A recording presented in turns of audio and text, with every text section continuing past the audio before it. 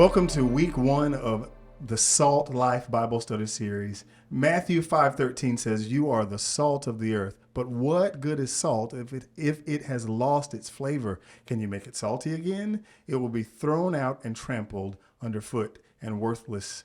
Just the other day, my daughter and I, we went and bought some French fries at an unnamed restaurant.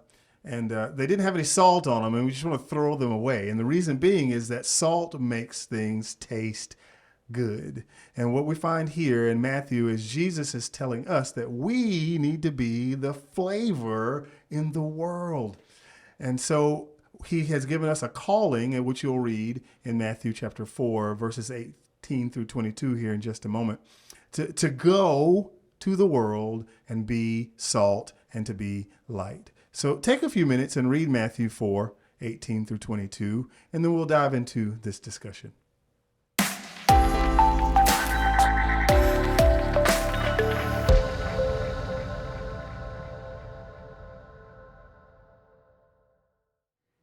Looking at it, the first point we're going to be looking at is choose carefully who I will follow. There's some great scriptures that are listed there, and that's one of those key things in our lives. We can follow people. The sheep, we're sheep, so sometimes we might follow the wrong person. We might not even realize it. And if we're truly going to enhance who we are as a Christian and a Christ follower, we have to watch who we follow. Yeah, and right now it's so big, being an influencer. Everybody wants to influence your decisions and what you're doing. And I know that's always been a thing, but right now the nobody has access to the world because of the internet. And so we do. We have to be careful about who we choose to follow, because just like it says in that one of the scriptures there, if you follow Jesus, you will know the truth. And they are filling us with so many lies that are enslaving us, that are tangling us up. And so we have to choose. Choose wisely who we're going to follow. And that's the sad thing, the platform. Even with social media and stuff like that, even with TikTok for a lot of the youth and stuff like that I've worked with, a lot of times kids will hear something, and as soon as they hear it, they're like, "Oh, that must be true." It's so easy. Everybody has a platform, good or bad now, and so we really need to be careful who we go to. And when it talks about in the discussion, why do so many believers follow after the pointless and petty things of life? I think a lot of it's because it's gratification in the moment instead of realizing the whole picture of what you are, what our plan is, and what God has planned for us. So looking at this in the Salt Life series, let's ask this question. What are some practical ways I can be more godly? What are some practical ways I can be a more godly influence to those around me?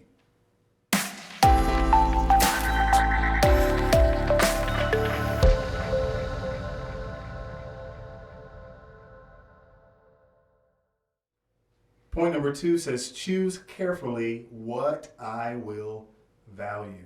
Man, Jesus, he does not hold any punches here. When you look at Matthew 14:26, he says, "If anyone comes to me and does not hate his father and his mother, his wife and his children, brother, sister," he says, "yes, and your own life also, you cannot be my disciple." I mean, he's telling us we have to place our value in what is real and what is true, and there's no in between. Yeah.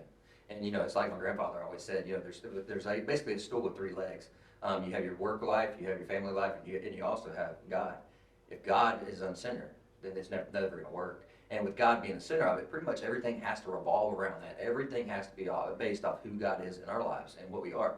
If not, then we can take paths that are for our own ambition, for our own personal gain, instead of realizing it's all about what God needs. And it's so, the tough thing to grasp is that if we will put God first, all the other things are better. Our relationships with our families, our careers, our jobs.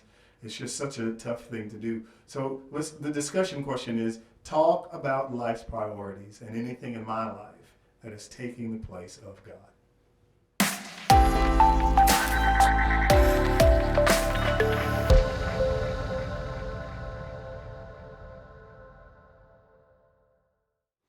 Looking at the third one is choose carefully when I will go.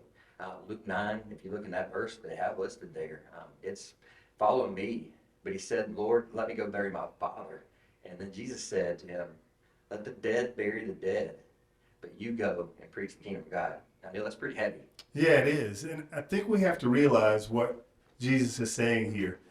Our tendency would be to say, let me go get my affairs in order. Let me take care of everything in my daily. Let's make sure my kids are in the right place, taken care of. But what Jesus is saying is, when I call you, go.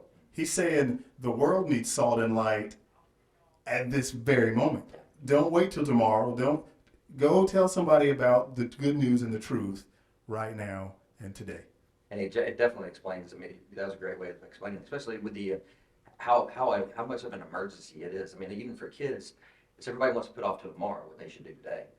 And what happens is a lot of times, how many missed opportunities do we have? How many times are we supposed to talk to somebody about what God has planned? And we miss those opportunities. And God's like, this is urgent. You know, Jesus is saying, look, I need you to do this now.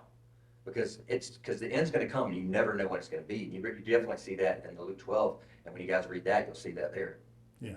So, question, why is it so important to say yes to God today? And then also, think about how I might show God's love to someone who needs it this week.